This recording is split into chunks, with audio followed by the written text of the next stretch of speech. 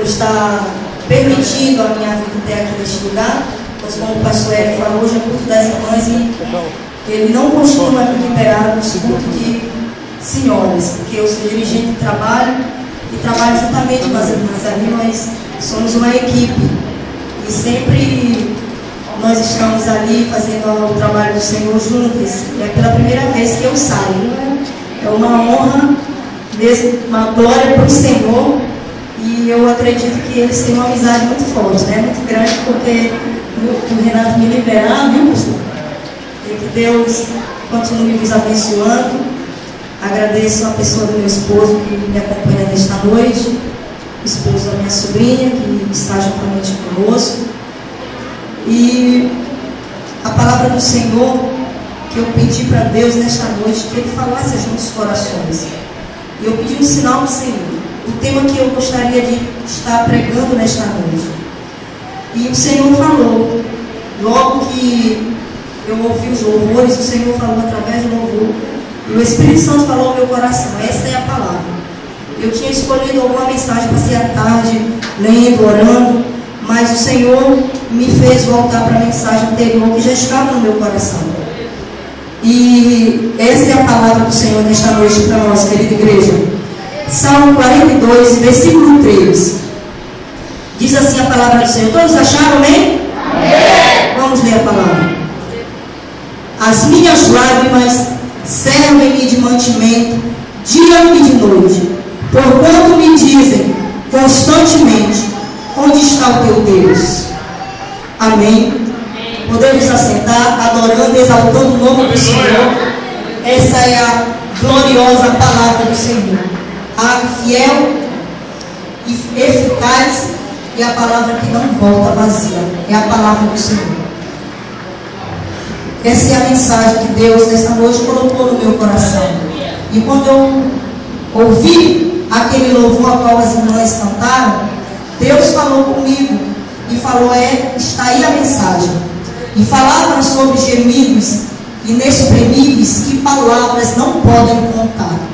Eu quero intitular esta mensagem nesta noite como algo que o Espírito Santo falou assim: hoje existe, nós servos do Senhor passamos por esses momentos, a qual nós estamos outrora chorando, sofrendo, e muitas vezes nós não temos palavra para explicar para Deus o porquê das nossas lágrimas.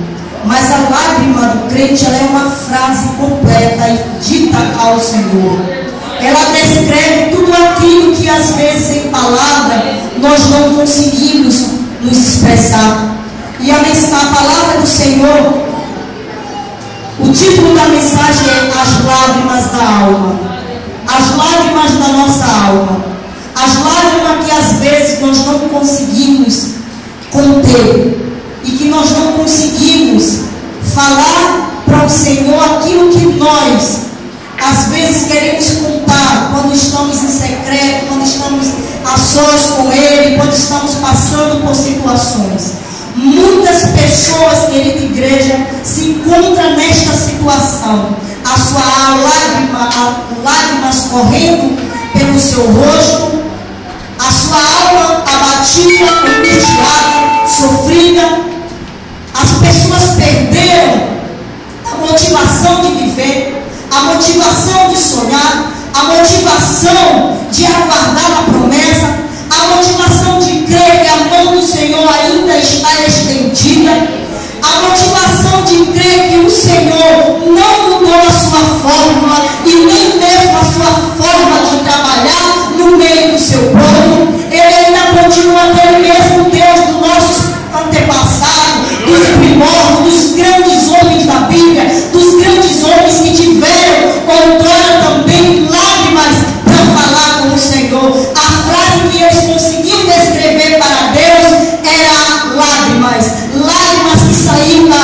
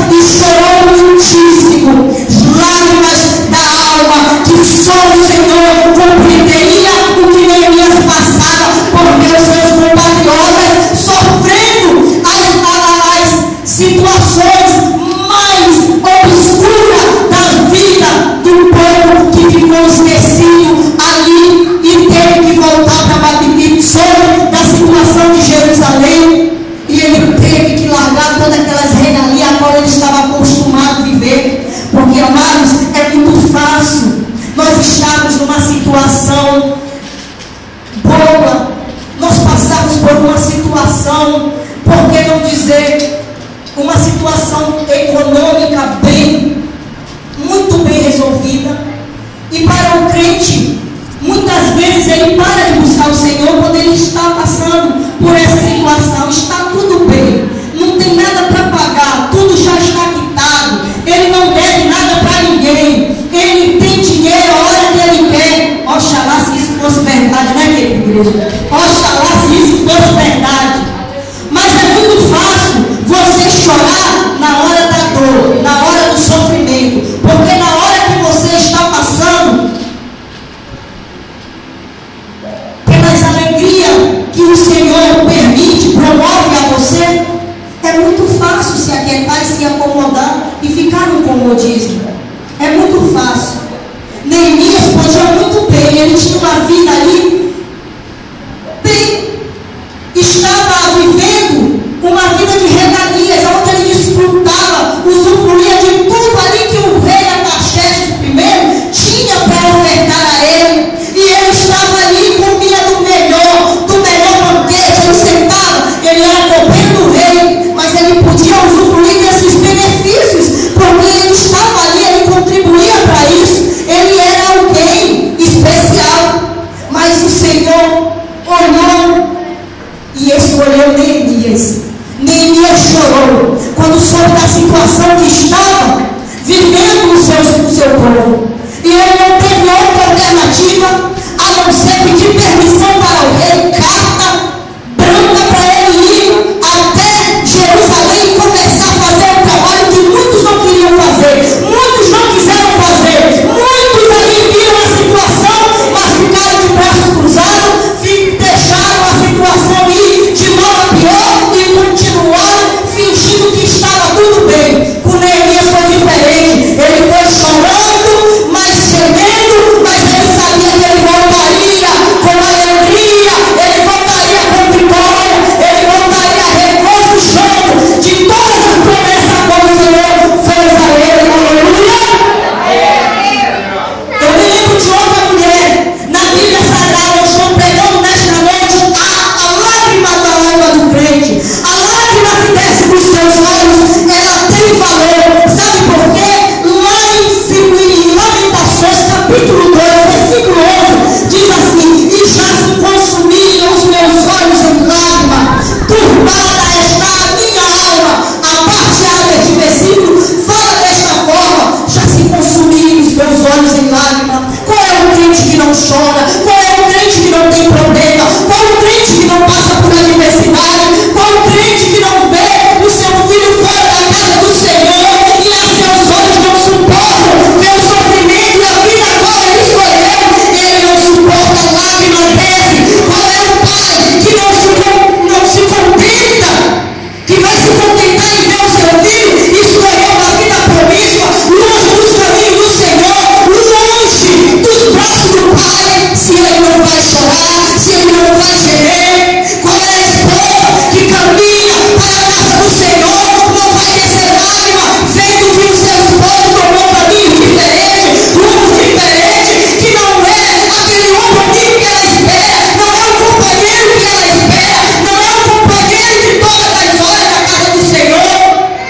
A irmãzinha não suporta passar por essa situação, e as lágrimas descem no rosto, as lágrimas doem os seus olhos, as lágrimas ela tenta perder a sua lágrima, mas ela não resiste o sofrimento, o abatimento da alma. Porque eu me lembrar também dessa serva do Senhor, a qual muitos a tiveram ela, ou até mesmo, por que não dizer, o sacerdote ali teve Ana por embriagada, uma mulher angustiada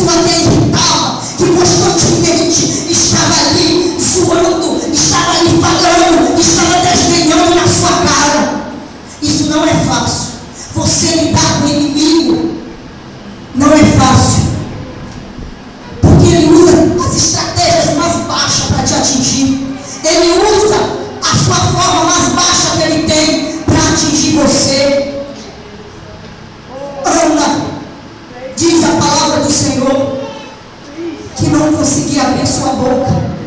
Talvez Ana, ajoelhada no templo, orando, as lágrimas caíam no chão. O consolo de Ana era apenas saber que o Senhor estava ali amparando, tomando a sua dor, a sua angústia, o seu sofrimento. É crente, Deus está te vendo, Ele está vendo a tua lágrima, Ele está vendo a tua dor, Ele está vendo o teu problema, Ele está vendo a tua causa, Ele está vendo essa porta fechada que Ele vai abrir, Ele está vendo esse casamento que não está mais dando certo, que Ele vai entrar com provisão, Ele está vendo esse teu filho lá nas drogas que Ele vai trazer de volta, Ele está vendo. A mãe, Neca, Ana, recebeu a promessa do Senhor. E o que me consola em todas esses exemplos desses homens e desta mulher de Deus é que eles foram fiéis até o fim e conseguiram conquistar tão grande e almejada vitória. É por isso que eu vim nesta noite te dizer: a tua lágrima tem valor, ainda que ela venha, como diz o Salmo 126, no versículo 6, que aquele que leva a preciosa semente, chorando, voltará sem dúvida com alegria. Você leva a sua preciosa semente, vai chorando, vai gemendo, vai se arrastando. Tem dia que você não consegue andar, tem dia que você não consegue falar, tem dia que você não consegue nem orar, mas continue, não desista. Aquilo que Deus te prometeu para te abençoar ainda aqui nesta terra vai se cumprir. Todo mundo vai ver ministérios que o Senhor vai levantar, pessoas que Deus ainda vai usar muito, ministério do louvor que o Senhor vai aperfeiçoar. Não desista, não desista.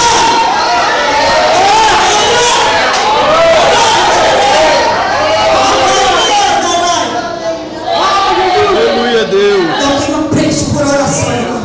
Glória a Eu tenho Deus. paixão por oração.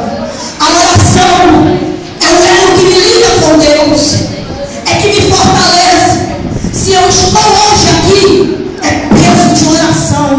Foram lutas, vales que eu pensei que não sairia de nenhum deles. Todos eles, o homem me disse não, mas Jesus lá no céu me olhou e disse sim, tu pode confiar em mim. Eu pensei que eu não suportaria. Nós estivemos ali na nossa congregação no Atlântico 12 meses de campanha. Eu tirei a campanha, talvez soa campanha para algumas igrejas diferentes. Tem igreja que não adota este tema, não aborda, não gosta. Mas eu agradeço a Deus pelo privilégio de trabalhar com o pastor Renato. Quando eu vim do Maranhão para esse estado, eu pedia tanto a Deus que Deus me abençoasse com uma igreja onde eu pudesse amar e ser amada, respeitada por aquilo que eu acredito, aquilo que eu defendo, o evangelho qual eu prego, o Jesus que morreu na cruz para me salvar e salvar você, que me escolheu e escolheu você, e que tem os mesmos pensamentos. Jesus é fiel, único e verdadeiro. E nós estamos ali trabalhando. Eu já estou quase um ano na frente ali com as irmãs. Já é a terceira campanha que nós fazemos. Todas elas são inúmeras vitórias, irmãs. E essa última campanha que nós fizemos, Deus me deu um tema. O Espírito Santo falou assim no meu coração: coloca assim, tu porém vai até o fim. Esse tema era lindo e eu não conseguia entender. Algumas das pessoas que nós convidamos para pregar, ele ficou apaixonado pelo tempo. Tu porém vai até o fim. São muitas as pessoas que estão desistindo na caminhada, estão parando por qualquer besteira, estão trocando os seus sonhos, estão trocando o seu ministério, estão trocando a sua unção, estão perdendo a comunhão, estão perdendo a intimidade com Deus.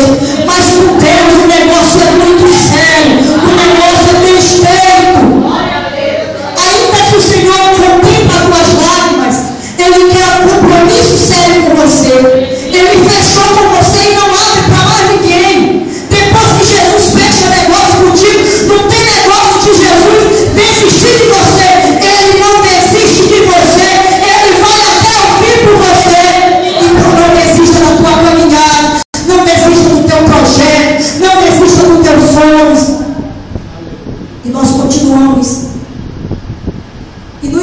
na primeira semana era pelas famílias. Hoje, o número de família afetada pelo inimigo de nossas almas é grande. Porque o maior ataque de Satanás é contra as famílias. É o maior projeto do Senhor, o projeto mais lindo que Deus teve. Foi de constituir e fazer famílias para lhe adorar.